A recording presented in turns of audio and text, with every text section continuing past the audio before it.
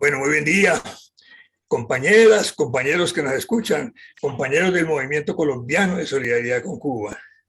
Para nosotros es un gran honor tener aquí a dos compañeros insignes que pertenecen al INDER, al Instituto Nacional Cubano de Deportes, Educación Física y Recreación. Nos honra, como decía, tener en su orden al compañero José Antonio Miranda, director de alto rendimiento en el instituto, y su muy buen colaborador, responsable por los resultados, además de que es el conjunto, está aquí el compañero Tomás Benítez. Vamos a conversar con ellos sobre temas vinculados al deporte de Cuba, cómo se preparan los deportistas de alto rendimiento y cómo se consiguen esos sorprendentes resultados. Vamos a hacer una notica breve sobre los Juegos Olímpicos. Los Juegos Olímpicos se dividen en dos etapas. La primera, la edad anterior, que las inicia Grecia en honor al dios Zeus en la ciudad Olimpia del Peloponeso, la isla del Peloponeso en Grecia.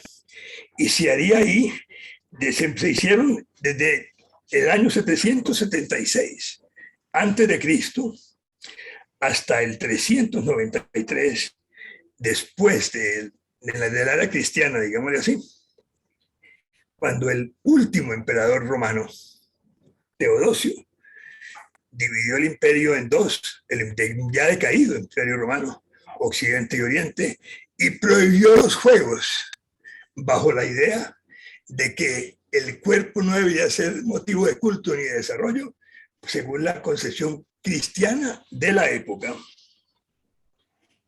Saltamos entonces, pues, 1503 años a la era moderna, cuando el famoso varón francés Pierre de Coubertin volvió a revivir el tema de que se deberían hacer los Juegos Olímpicos de nuevo en la mejor tradición griega.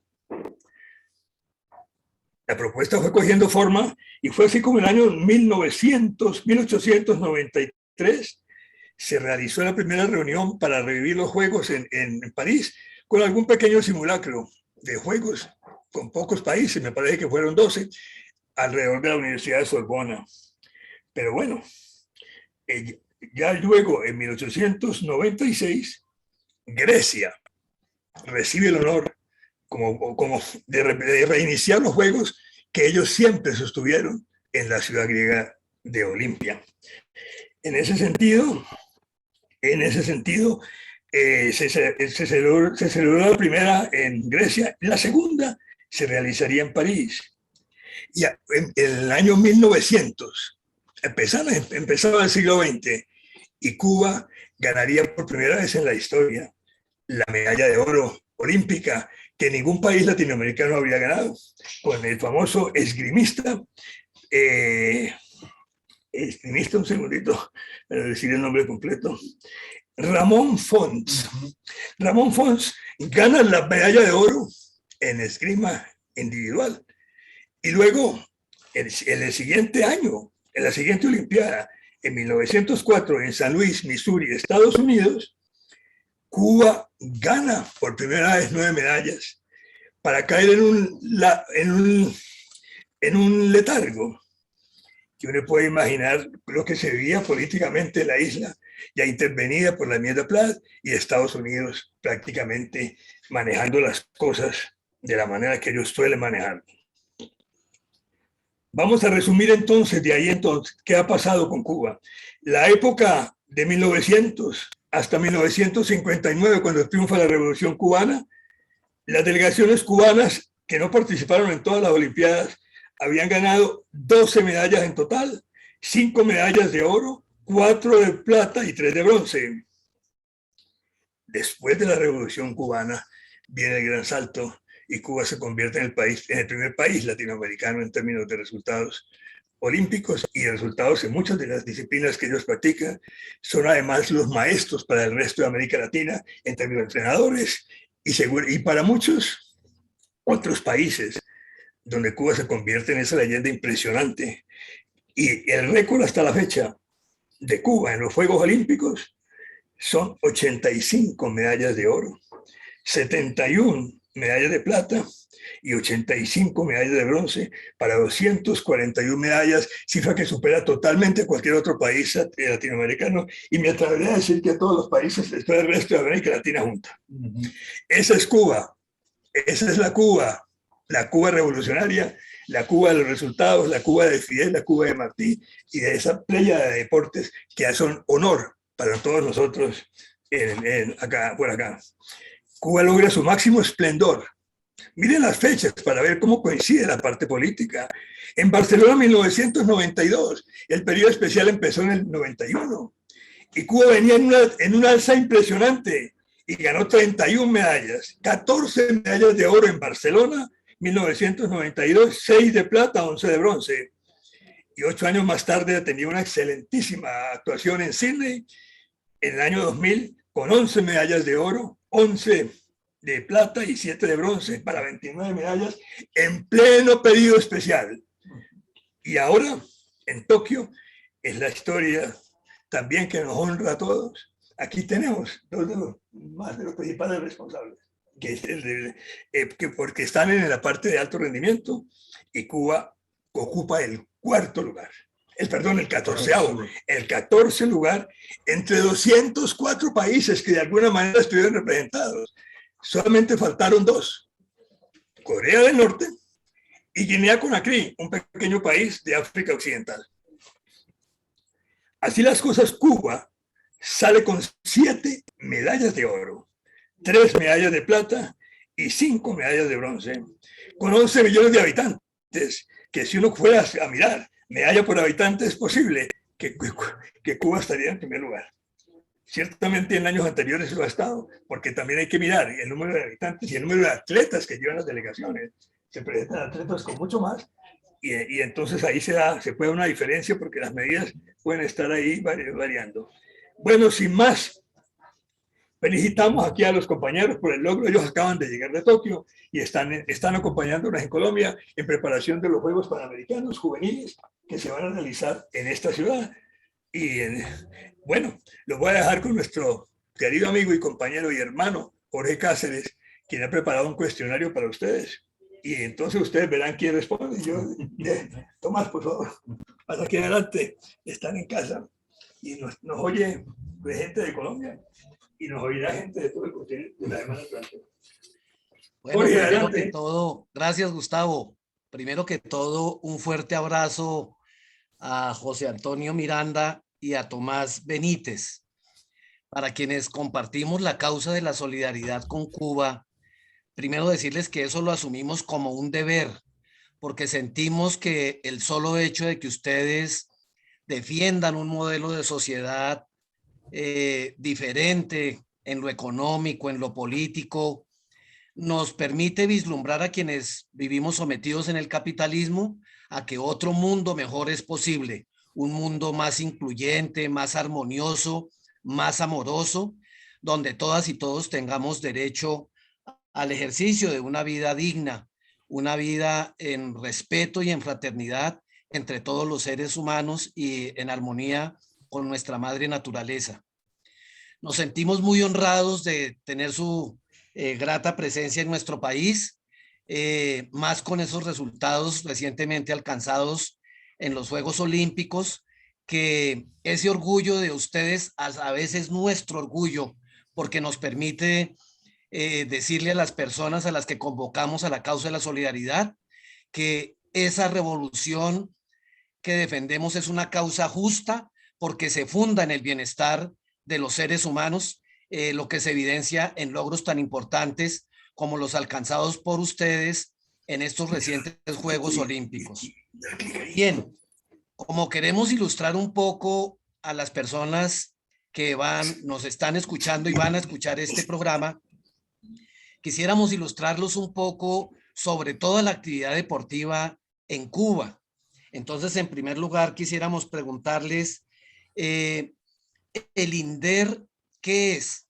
¿Cuándo nace? ¿Cómo funciona a nivel nacional y cómo funciona a nivel de las diferentes provincias de Cuba? Y si por cada modalidad deportiva existe, como existe aquí en Colombia, una liga para los boxeadores, una liga para los ciclistas, una liga para los beisbolistas, etcétera, etcétera, que nos contaran un poco cómo es la institucionalidad del deporte en Cuba, ese instituto que ustedes dignamente representan. Sí, bueno, muchas gracias. Para nosotros también es un gran honor y un gran placer poder compartir con ustedes este momento. Yo creo que siempre acá en Colombia, cuando llegamos, siempre tenemos la mano solidaria del grupo de ustedes. Yo creo que es un gran placer para nosotros poder compartir estos momentos.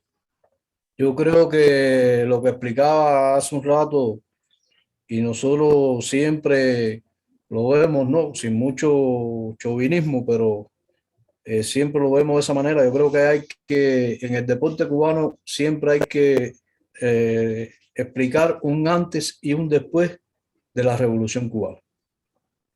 No podía ser posible los resultados alcanzados por Cuba, y lo explicaba hace un rato muy bien eh, en el tema de los Juegos Olímpicos, Gustavo, sin tener esa comparación. ¿Qué cosa era Cuba antes del triunfo de la revolución? No solo el deporte es un reflejo de todo lo que hizo la revolución o todo lo que está haciendo la revolución cubana en función de la causa social, ¿no? De los desarrollo social cubano. Y, y por eso, por eso hablo siempre que es un antes y un después de la revolución cubana, lo que se ha logrado. Y cayendo en la pregunta, ¿no? Y tiene que ver con eso, yo creo que después del triunfo de la revolución, cercano ya en el año 61, en el 61, Fidel en uno de sus discursos dijo que llevaría el deporte hasta lugares inesperados. Y para eso se empieza a crear en Cuba, a raíz de nosotros siempre decimos que el atleta mayor cubano es nuestro comandante en jefe, porque lo ideó, lo pensó, lo soñó y lo logró. Y a partir de ese momento yo creo que, como ha sido en muchas esferas de la sociedad cubana, el comandante apostó mucho por el recurso humano. Y a partir de ese momento se empiezan a crear, pero bueno, el INDE se crea en el 23 de febrero del 61, pero empiezan a crearse a partir de ese momento un grupo de redes de instituciones, primero para la formación de profesores y profesionales, técnicos medios, después licenciados, sí, toda una red de escuelas en todo el país, que eso yo diría que es la principal fortaleza que tiene el deporte cubano.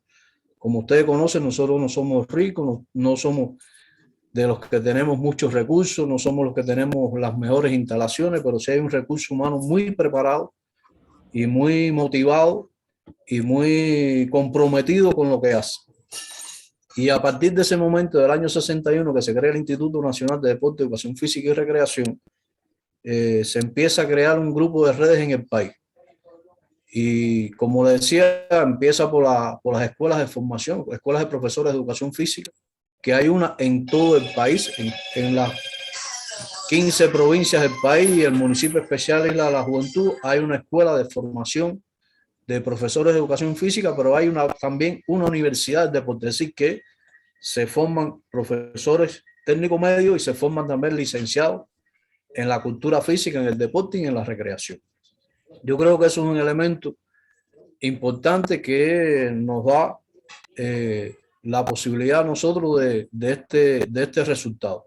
A partir de ahí también se empiezan a creada también, ideada, soñada y realizada por nuestro comandante en jefe, las escuelas de iniciación deportiva escolar. Es decir, son escuelas que hoy están en todo el país, igualmente que en las escuelas de formación de profesionales, que es una escuela de alto rendimiento en cada provincia del país, incluyendo la Isla de la Juventud, que hoy contamos con 13.410 atletas desde las edades de 12 años hasta las edades de 17 y 18 años, donde un sistema que nosotros decimos sistema piramidal, que comienza desde la base, comienza desde la educación física, que es un papel importantísimo también. En el Ministerio de Educación y en el INDER, el Instituto Nacional de Deporte, Educación Física y Recreación nuestro, la educación física constituye un elemento fundamental porque es la base del alto rendimiento. Es decir, en Cuba es obligatorio, es una asignatura obligatoria en la enseñanza tanto primaria, secundaria, preuniversitaria y hasta la universidad. La educación física es una asignatura obligatoria que de ahí, con la colaboración y con la red, como prácticamente es un solo objetivo, de ahí comienzan a salir los primeros talentos con las pruebas que se hacen a nivel de cada una de las pruebas de eficiencia física que están contempladas en cada una de las escuelas, y ahí transitan hacia un eslabón inferior que nosotros le llamamos escuelas comunitarias o combinados deportivos, que es donde empieza la enseñanza de un deporte determinado. De ahí transitan los atletas en toda esa enseñanza a esas escuelas que estamos hablando, que son las escuelas de iniciación deportiva e IDES, y donde ya empieza se conjuga la enseñanza, se continúa con la enseñanza de los elementos básicos de cada uno de los deportes, y comienza ya la actividad del alto rendimiento a partir de ahí. Ya a partir de los 15 hay deportes según las edades tempranas. Decirle que en Cuba se practican 36 deportes en el alto rendimiento y están representadas en cada una de las provincias en esas escuelas. Hay provincias que tienen 36 deportes, otras que tienen 35, otras que tienen 34, pero en la inmensa mayoría están representados todos los deportes en cada una de las provincias. Así que es la fuente fundamental de preparación y de promoción después de esos talentos a las dos escuelas nacionales de alto rendimiento que están en La Habana. La escuela Cerro Pelado, que tiene una matrícula alrededor de los 990 atletas, donde se concentran 20 deportes de alto rendimiento, fundamentalmente los de combate, y la Giraldo Córdoba Cardín, que están en el este de La Habana, en La Habana del Este, donde hay 16 deportes concentrados. Es decir, que nosotros en el alto rendimiento, en equipos nacionales, tenemos una matrícula de alrededor de 1.400, 1.500 atletas concentrados en esas dos escuelas. Yo creo que el éxito está por ahí. Nosotros, retomando lo que decía Gustavo, como reflejo de los Juegos Olímpicos, como el evento cumbre de cualquier atleta, si vemos la historia de Cuba en los Juegos Olímpicos, bueno, después del año 64 de Tokio, precisamente Tokio 64, Cuba no ha dejado de estar en el podio olímpico. Así que a partir del 64, ya a partir de todo lo que se diseñó en la preparación, en las escuelas, todo lo que diseñó el país, decirle que todo eso es gratuito también. Eso todo, el Estado cubano asume toda la preparación de nuestros atletas, desde la alimentación, el vestuario, los implementos, la educación, la parte médica.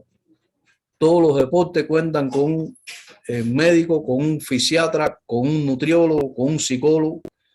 Es decir, que está dentro también del sistema deportivo, más las instituciones de ciencia que apoyan todo lo que tiene que ver con el alto rendimiento cubano y con toda la preparación. Y le decía, a partir de ahí, bueno, Cuba no ha dejado de estar en el podio olímpico, y hoy ocupamos el 16 lugar histórico de los Juegos Olímpicos. Así que hay 190 comités olímpicos nacionales que hoy se dice, pero y a veces nosotros no somos lo que nos gusta resaltar mucho esas cosas, ¿no? Pero eso es visible, es algo muy visible que no se puede esconder.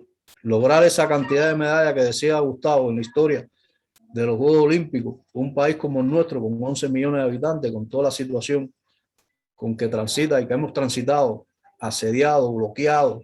A veces decimos bloqueo, pero hay que saber y hay que estar en Cuba para darse cuenta cuánto ha afectado ese bloqueo durante todos estos años, desde que comenzó prácticamente la revolución cubana, cómo los Estados Unidos nos ha bloqueado desde el punto de vista financiero, desde el punto de vista de recursos, y cómo Cuba ha sabido, ¿no? Su pueblo, su revolución, su dirigente, de ir saliendo de esas situaciones y de dar un ejemplo al mundo con estos resultados. Esto yo creo que no hay quizás temas tan visibles en un país como unos Juegos Olímpicos. Nosotros decimos que siempre nos están evaluando, cada 4 años hay una evaluación de nuestro país, porque es visible en el mundo. Y es muy gratificante para nosotros cada vez que para muchos enemigos de la revolución, escuchar el himno nacional en esos escenarios y izar la bandera, para nosotros es algo muy, muy gratificante, no solo para nosotros, sino para todas las causas también del mundo, como hablaban ustedes, que sí es posible lograr estas cosas cuando existe una cohesión, cuando existe una voluntad, cuando existe un pueblo enfrascado en poder lograr esos resultados. Y lo logrado hasta hoy, se hablaba de Barcelona. Nosotros en los análisis que hacíamos después de los Juegos Olímpicos, nosotros decíamos, si analizamos el escenario en que se ha desarrollado estos Juegos Olímpicos de Tokio, para nosotros ha sido uno de los mejores resultados de Cuba en Juegos Olímpicos. Porque si vemos Barcelona, mejor resultado, 14 medallas de oro, ese quinto lugar. Pero vemos el contexto y el escenario con que tuvimos que prepararnos para los Juegos de Tokio en medio de una pandemia, de limitaciones, de un asedio de los Estados Unidos bloqueándonos. Bueno, hoy un ejemplo es para nosotros poder llegar acá a Colombia, tuvimos que ir a Madrid. De Madrid bajar acá a Bogotá y Bogotá a Cali. Así nos pasó con todos nuestros atletas durante todo este tema de la pandemia en cuanto a su preparación. Si teníamos que venir a un clasificatorio al área de las Américas, teníamos que mandar a los atletas a Europa y regresar después acá y así viceversa. Es decir, que si vemos el escenario con que se desarrolló y más con la situación de la pandemia y la situación que no es ajeno para nadie, ni lo podemos ocultar, la situación desde el punto de vista económico que tiene que ver con ese bloqueo también. Nosotros consideramos que ha sido uno de los mejores resultados de Cuba en Juegos Olímpicos, lograr 7 medallas de oro, 3 medallas de plata y 5 de bronce en esta situación con que se desarrolló. Nosotros paramos prácticamente la preparación en Cuba, porque si hay algo claro para nosotros y para el Estado cubano, es la salud de nuestro pueblo. Y nosotros las escuelas nuestras las tuvimos que cerrar y todavía están cerradas. Así que la preparación de nuestros atletas fue bastante limitada. Tuvimos 3 paradas en el año, de marzo del 20 para acá, prácticamente tuvimos que parar 3 veces la preparación de esos atletas que tenían compromiso con los Juegos Olímpicos.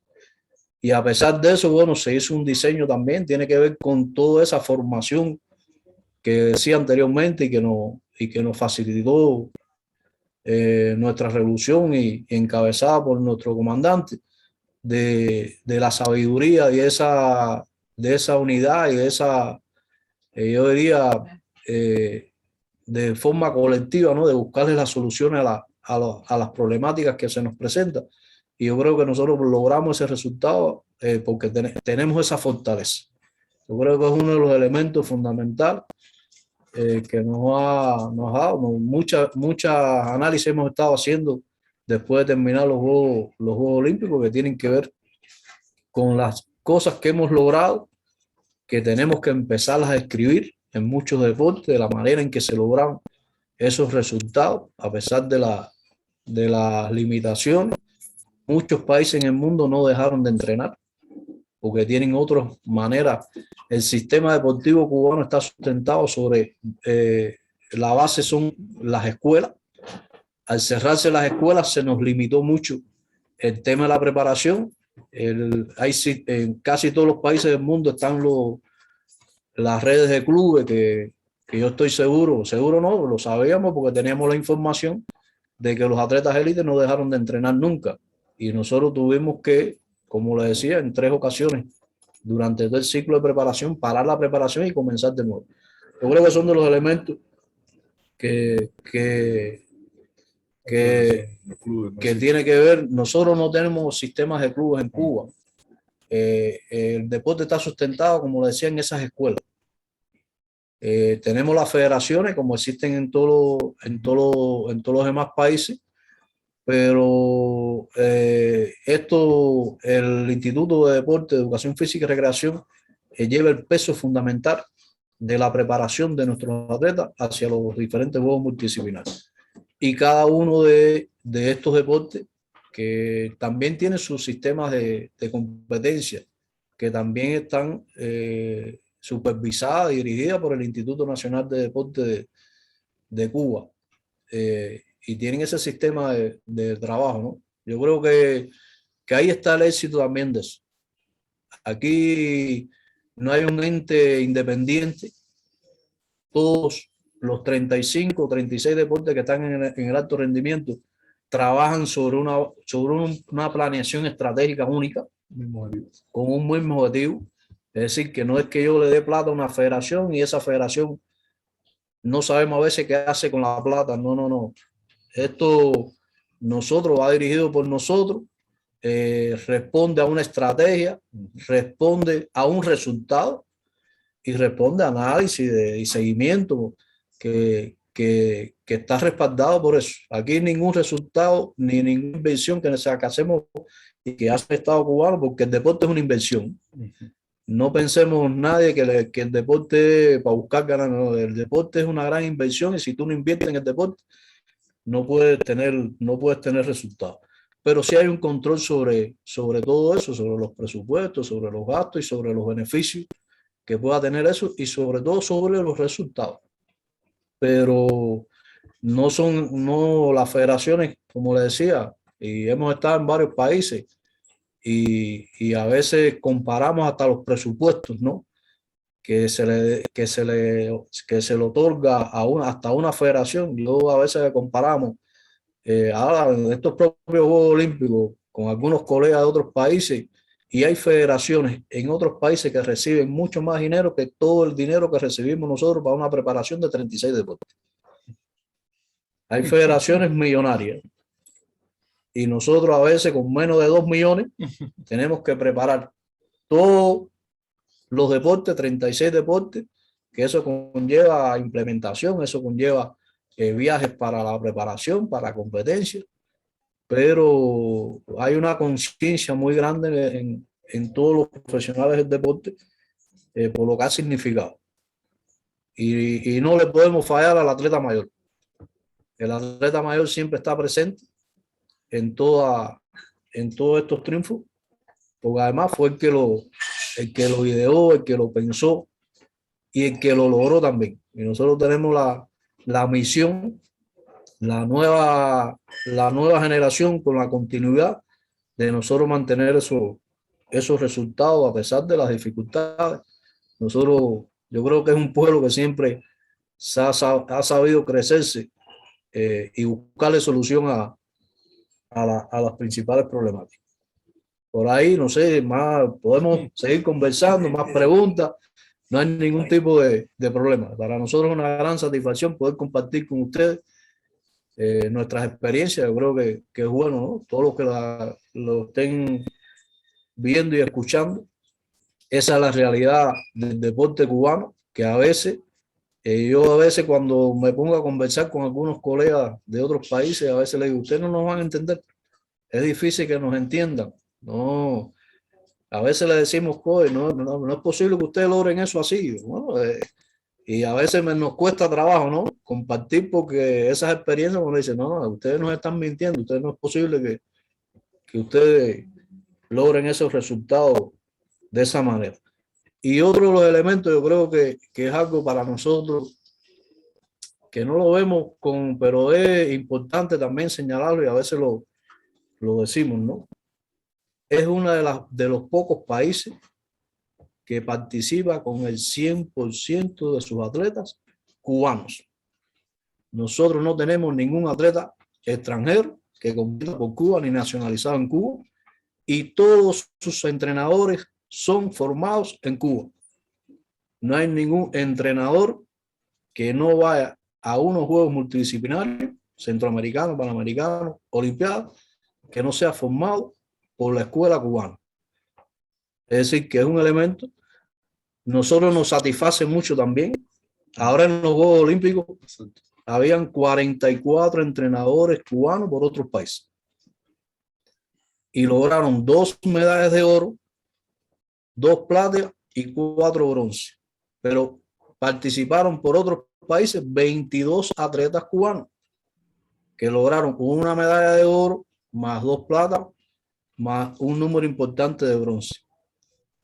Es decir, que también hemos colaborado de cierta manera con muchos países. Hay muchas medallas obtenidas en los Juegos Olímpicos de Tokio que está la mano solidaria de Cuba en esas medallas. Y tenemos que decirlo, aunque a veces hay un grupo de países de eso, y lo tenemos que decir aquí porque estamos en familia, ¿no? De que ni tan siquiera nos agradecen, no agradecer porque nosotros no hacemos nada para que nos agradezcan, pero ni tan siquiera nos dicen gracias por ayudarnos, gracias por el resultado que también es de ustedes. Pero así, nosotros, como hemos dicho siempre, nosotros no damos nada que nos sobra, sino lo que compartimos, lo poco que tenemos, y el conocimiento también lo compartimos con el mundo entero sin temor a nada. José Miguel, mil gracias. Muy amplia tu respuesta y muy ilustrativa. Decirles que, por ejemplo, aquí en Colombia, lamentablemente, los 2 principales rubros del presupuesto nacional son para la guerra. Aquí tenemos un ejército, el más grande ejército de América Latina, 500.000 seres humanos en armas, que eso representa un gasto gigantesco para el Estado colombiano, cuando ya no hay necesidad, porque gracias a Cuba logramos, y a otros países, logramos hacer un proceso de paz con la guerrilla más grande que había en nuestro país para superar ese conflicto armado. Y el segundo rubro es la deuda externa, el servicio de la deuda, es decir, todos los recursos que le esquilman a nuestro país para el pago del servicio de una deuda, que no siempre esos préstamos estuvieron orientados a satisfacer las necesidades básicas de nuestras conciudadanas y conciudadanos, sino a satisfacer la voracidad de esos bancos prestamistas. Siguiendo aquí con nuestro tema deportivo, contando con estos 2 excelentes representantes del INDER, quisiera que nos contaran, dentro de todos esos semilleros que tienen en las escuelas, más o menos a qué edad están visualizando, vislumbrando como la virtud principal de ese niño, de esa niña, de ese joven, de ese adolescente, para encaminarlo y fortalecerlo como un gran deportista.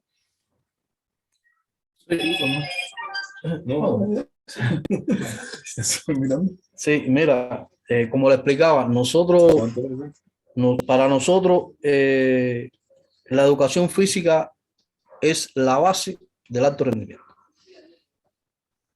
Y el sistema de educación cubano, además diseñado así, todo diseñado como, y tengo que repetirlo cada vez que tenga que repetirlo por nuestro comandante en jefe, estaba incluido todo eso. Y ya desde la educación física nosotros empezamos a visualizar, porque hay una prueba que se llama prueba de eficiencia física, que después lo llevamos a un perceptil que se llama perceptil 90, donde nosotros evaluamos todos los años desde el punto de vista físico a toda la población escolar cubana.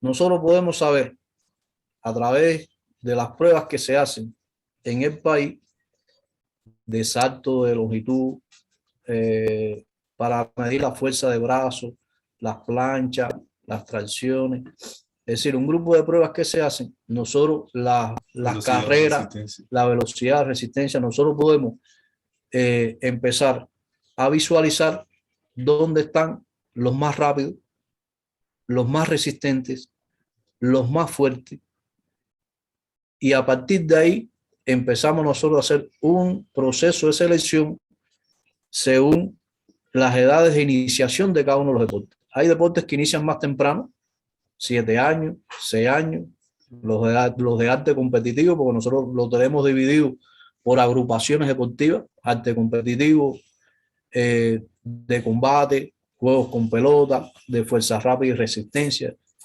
Es decir, lo tenemos de esa manera y cada uno de los deportes tiene un periodo de enseñanza que inicia según las edades.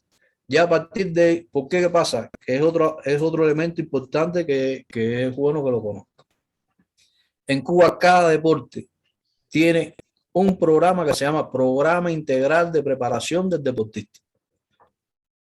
Que ahí es como decir, es la herramienta fundamental del trabajo de todo entrenador, desde la base hasta el equipo nacional.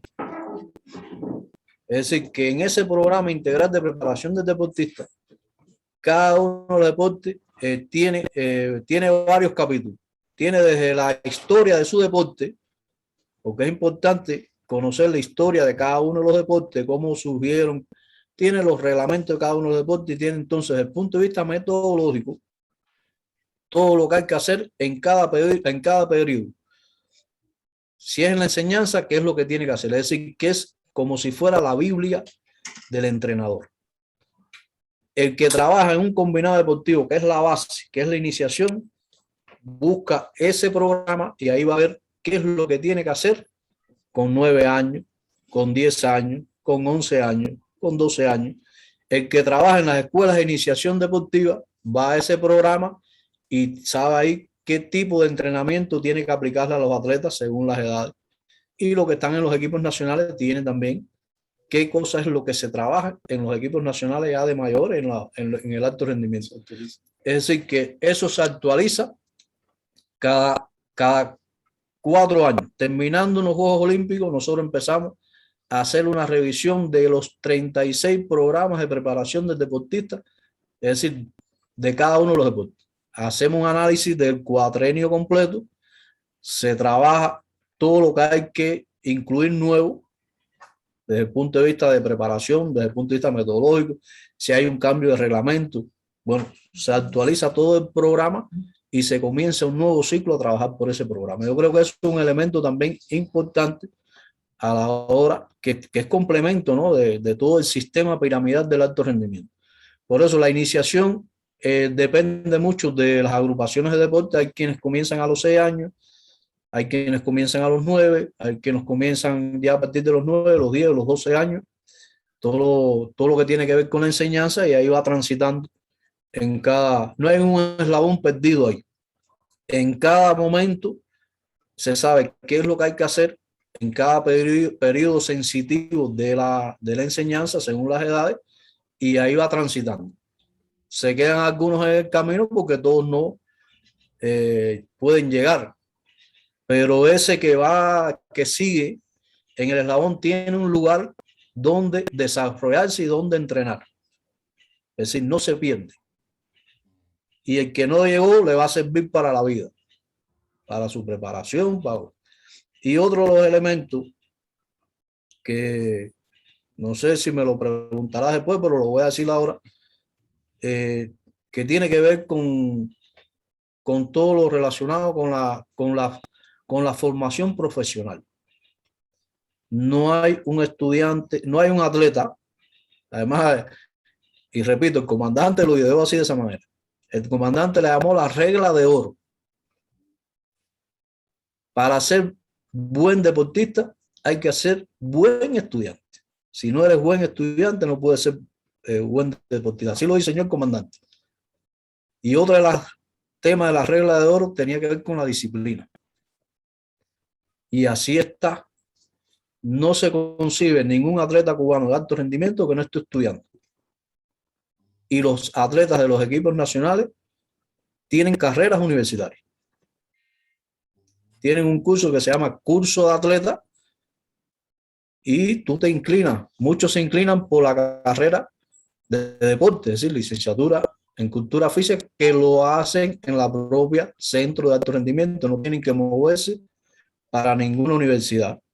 En la propia escuela están las aulas para tú continuar estudiando. Después que entrenas, vas para tu parte docente, tienes tus profesores docentes ahí y da la carrera por la cual nosotros tenemos atletas de alto rendimiento que son médicos, que son abogados, que son doctores, que son licenciados, son ingenieros. Es decir, que esa es una de las reglas también que están presentes. Además, suspende la asignatura docente y no puedes continuar en el deporte. Es decir, que esa regla se lleva también, porque nosotros siempre decimos, ¿no? La vida de un atleta de alto rendimiento es limitada. Después que tú termines como atleta de alto rendimiento, ¿qué eres? ¿Qué vas a hacer? Si no tienes una formación, si no tienes un título. Y entonces llevamos a la vez, no solo es obtener medallas, no solo es obtener resultados y logros para el país, sino formarte como persona hacia el futuro. Así que cuando tú terminaste, a lo mejor existe, como existe en el deporte, las lesiones, te limitaste, ya no puedes seguir siendo atleta de alto rendimiento, pero tienes un título para ejercer en tu vida profesional y no tienes ningún tipo de problema. Yo creo que eso es otro de los elementos que está presente también en el alto rendimiento cubano, que a veces no se conoce, ¿no? Y en muchas partes del mundo existen becas, como muchas becas, pero en muchos lugares prácticamente se obvia eso, ¿no? La formación al futuro de un atleta de alto rendimiento como cuando termine su vida activa como atleta. Gracias, José Miguel. Y esta sería una pregunta más como para Tomás. ¿Qué se requiere para que una persona llegue a ser entrenador para formar atletas de alto rendimiento? ¿Qué se requiere para que una persona llegue a ser entrenador de alto rendimiento? Correcto. Bueno, primero transita por la pirámide, lo que está explicando el profesor Miranda, transita por la pirámide, tener conocimientos, aval, docente, que de alguna manera es demostrado, ellos son sometidos a un claustro de admisión, como quiera que sea, para poder ser entrenador. Hay entrenadores en todos los niveles, es decir, entrenadores desde la base de combinado, entrenadores en la EIDE, entrenadores de equipos juveniles, entrenadores de equipos nacionales. Cada uno de esos tiene pauta, tiene parámetros, tiene exigencias.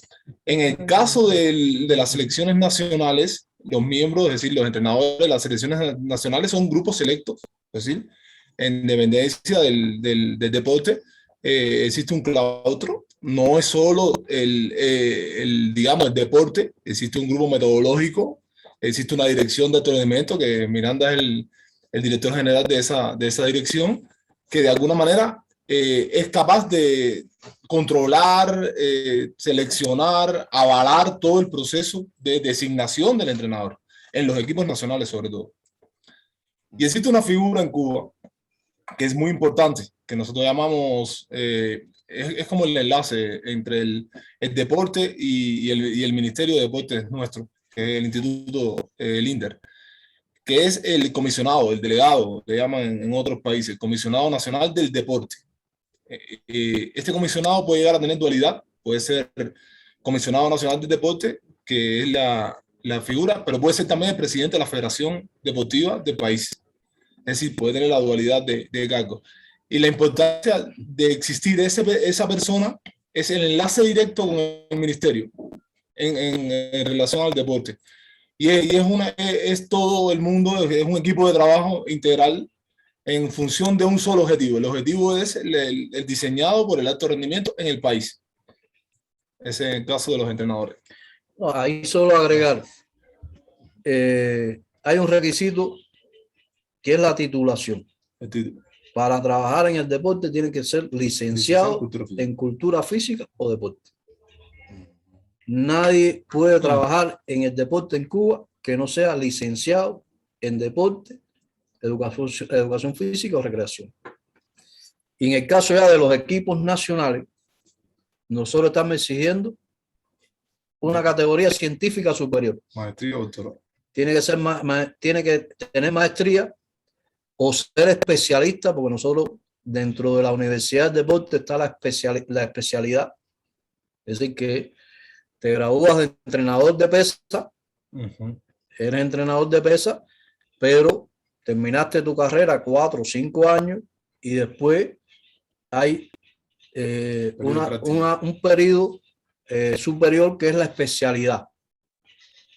Acá en la carrera tú das asignaturas generales y das tu especialidad como entrenador de pesas, pero en la especialidad ya es todo de las pesas. Y hoy estamos exigiendo una categoría superior que es doctor. Hoy tenemos un grupo de entrenadores que son doctores en ciencia. Es decir, que el deporte no lo comparo con la medicina, pero si tú no estudias todos los días y no estás constantemente superándote, no puedes tener resultados en el alto rendimiento. Exactamente. Es un elemento clave, fundamental. Por eso la titulación es importante. Pueden haber entrenadores empíricos, no te digo que no existan, pero llegan hasta un tope, llegan hasta un límite. Y en el alto rendimiento y en el deporte moderno hay que tener conocimiento para tener resultados. No solo con el talento y con el empirismo se puede lograr resultados en el alto rendimiento. ¿Por qué? Porque es agresivo. El alto rendimiento es agresivo y si entonces no controlas bien las cargas, si no aplicas bien los métodos, los medios que utilizas, puede ser fatal para cualquiera persona, Gustavo. Hay que tener conocimiento.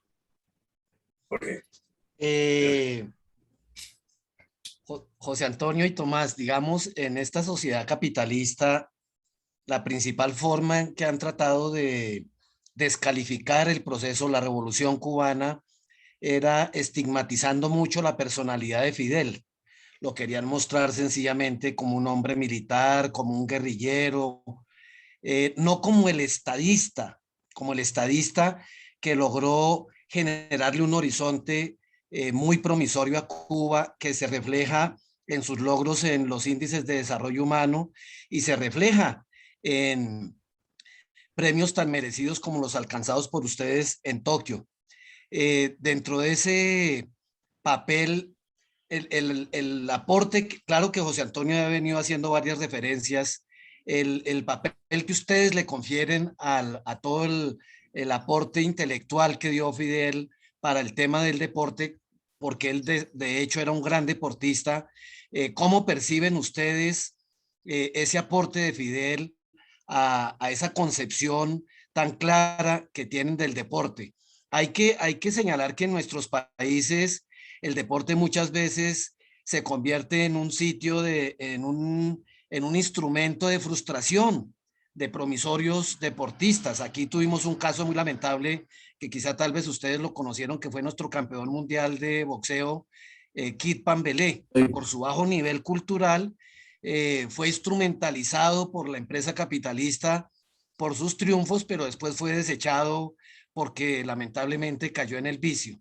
Entonces quisiera que nos hiciera un poco referencia, que nos hicieran ambos referencia a cómo perciben ese gran aporte de Fidel a toda una conceptualización del deporte en forjar un mejor ser humano, como es quizá tal vez el objetivo central de la Revolución Cubana. Sí. Desde el inicio fundacional de la concepción, como quiera que sea, del comandante acerca del deporte, una de las primeras, digámoslo así, paradigmas, líneas, ideas que lanzó, consta deporte, derecho del pueblo.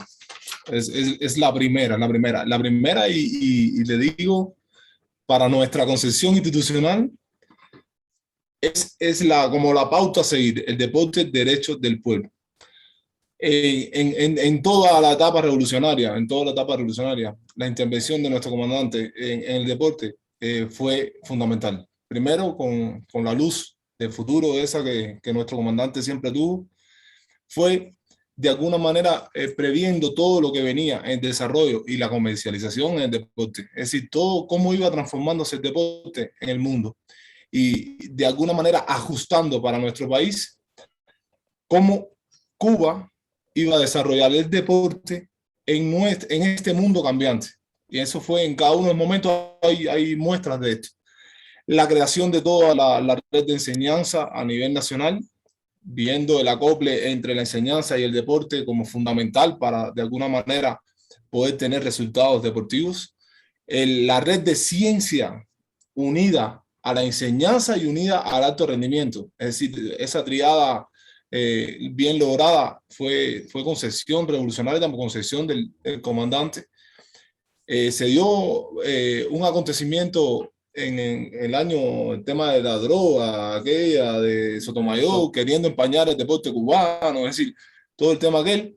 Y nuestro comandante, con su visión futurista, creó el Centro Antidoping en Cuba en el año 1990.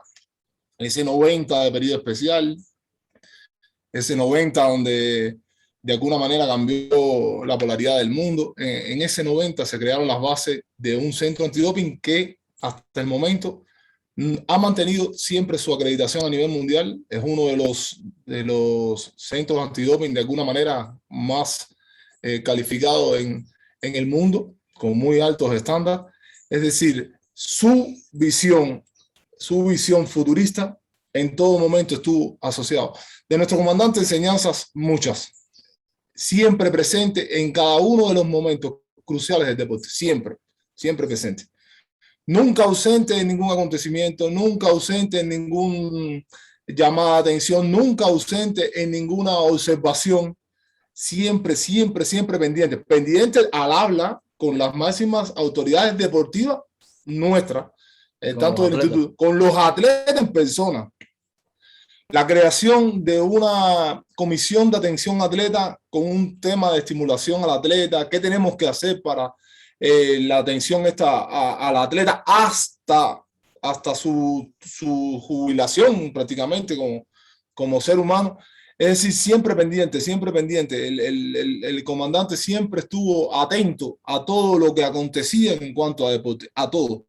Existe una reflexión realizada al regresar nosotros de Beijing, fue en Beijing, en 2008, futurista, muy futurista, donde sentaba las bases del cambiante escenario deportivo a nivel mundial, comercializado, ya era otra forma ya de evolución del deporte y nuestra posición ante ese cambiante escenario.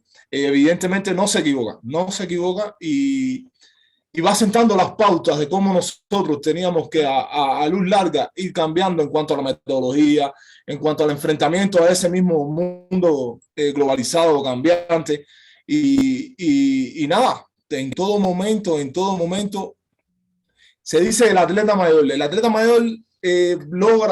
logra su inserción en el deporte desde el nacimiento mismo de la revolución, practicando deportes en instalaciones deportivas nuestras, es decir, donde radica hoy el Instituto de Deporte. Ahí nuestro comandante practicaba deporte, como ejemplo, practicaba béisbol, practicaba básquet, jugaba todo tipo de disciplinas deportivas, incitando siempre.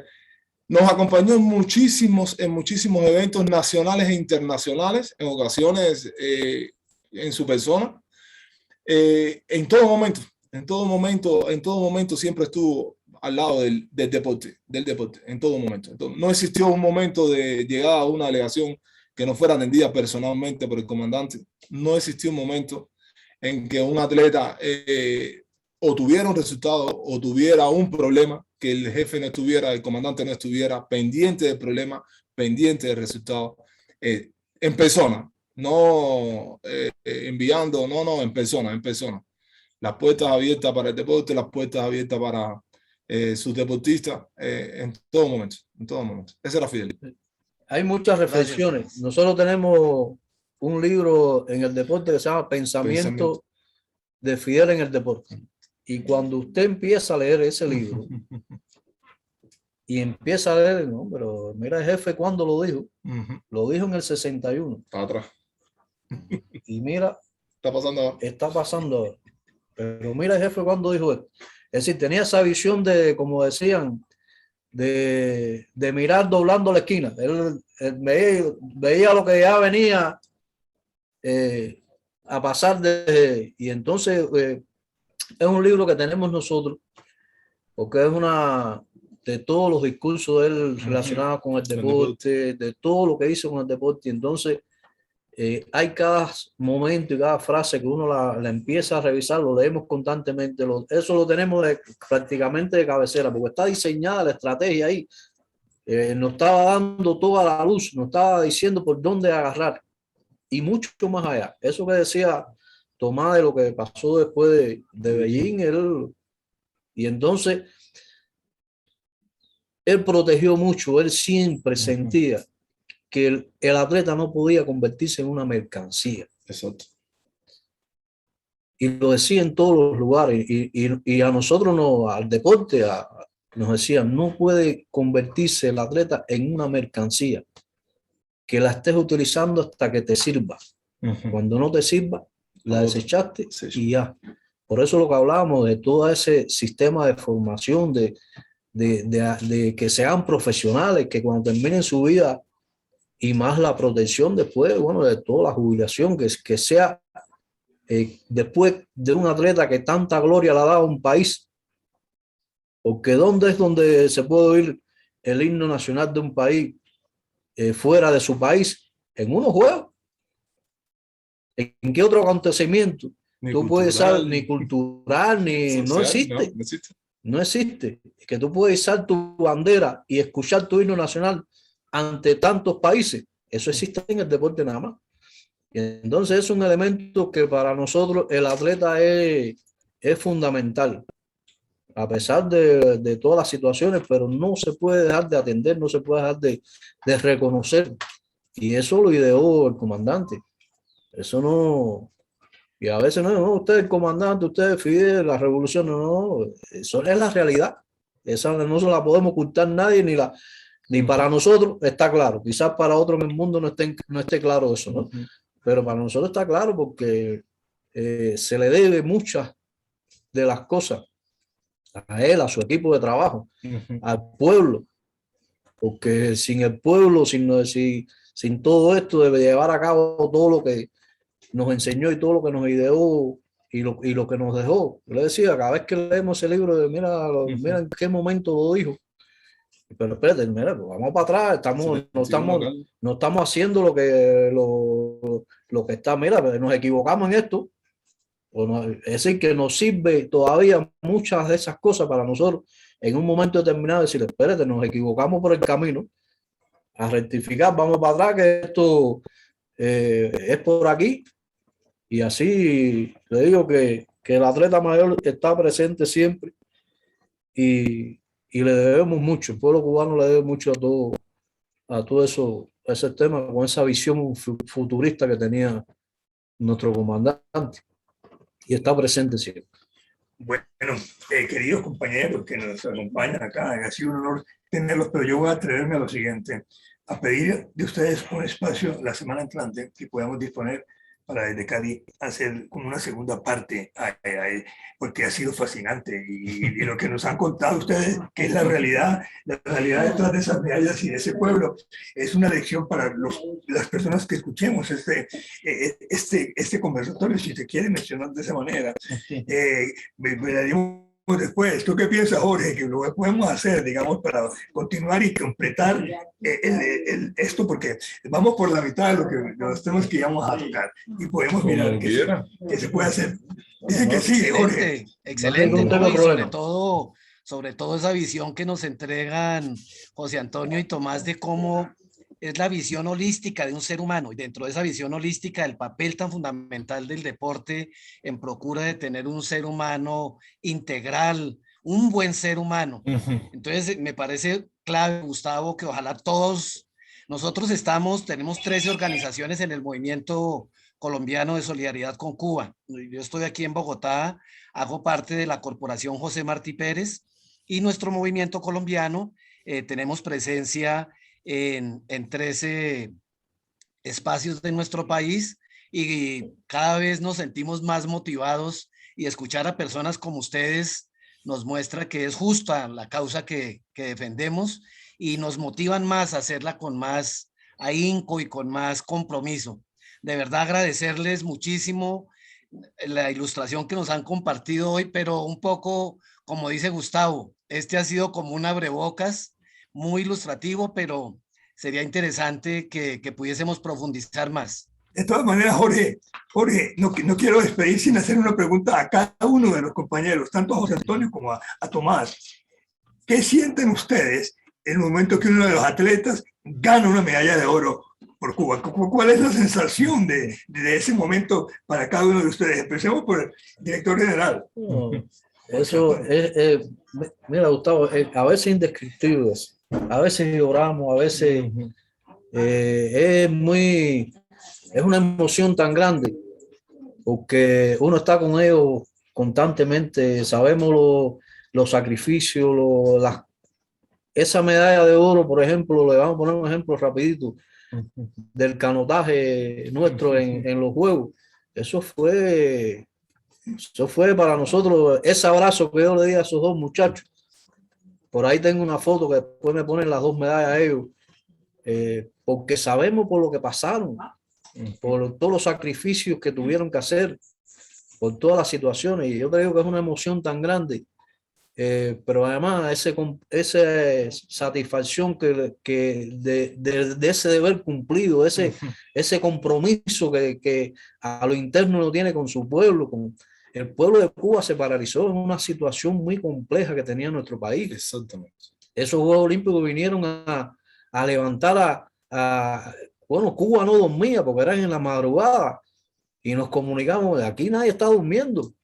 Y eso es una satisfacción tan grande que vaya, no hay palabra para tú describir lo que siente uno cuando se logra esos resultados. Y no solo esos resultados, fíjate, nosotros, aunque no se logren medallas, el esfuerzo, esos resultados, nosotros decíamos que estos juegos, los atletas nuestros tenían que ir a disfrutarlo, a disfrutar esos juegos, pero lo disfrutaron con compromiso, con responsabilidad, con disciplina, con aquello que sabían que tenían que lograr un resultado por lo que significaba para nuestro país. Es un momento muy complejo para Cuba. Exactamente. Y fue un ejemplo, los resultados han sido un ejemplo latente de que la revolución está viva, que la revolución está ahí. Exactamente. Bien. No, igual, el mismo sentimiento que transmite el profesor Miranda es así, lo sentimos de esa manera. Y yo digo que el estimulante a los resultados en Tokio fueron exactamente esa situación por la que, de alguna manera, mala situación que vivía nuestro pueblo. Mala en todo sentido, tema de comunicadores sociales, el mundo, cómo da la noticia, cómo transmite. Y nosotros teníamos que mostrar al mundo que era diferente. Y eso fue un estimulante para, de alguna manera, el quehacer de nuestros atletas, nuestros deportistas. Y en el caso de Tokio, se sintió cada medalla como si fuera una gota de sangre ahí, bien sentida. Y después, con el deber cumplido y llegando a la patria, recibimiento de nuestro presidente, recibimiento de todo el equipo, lo hicimos. El lema era hagámoslo por Cuba y lo hicimos sin duda. Trabajamos muy duro. El trabajo no es de 4 años, el trabajo es de mucho tiempo, de un equipo de personas muy grande. Es decir, es el atleta más todo el recurso que de alguna manera humano que se le pone en función por el Estado. Y es Cuba latiendo, el corazón latiendo ahí todo el tiempo. Ese era nuestro lema. Nosotros siempre buscamos un lema para cada evento. Exacto. Y el lema que llevamos a estos Juegos Olímpicos era hagámoslo por Cuba. Y finalizando decíamos, si cumplimos el objetivo, lo hicimos por Cuba. Y lo hicimos por Cuba.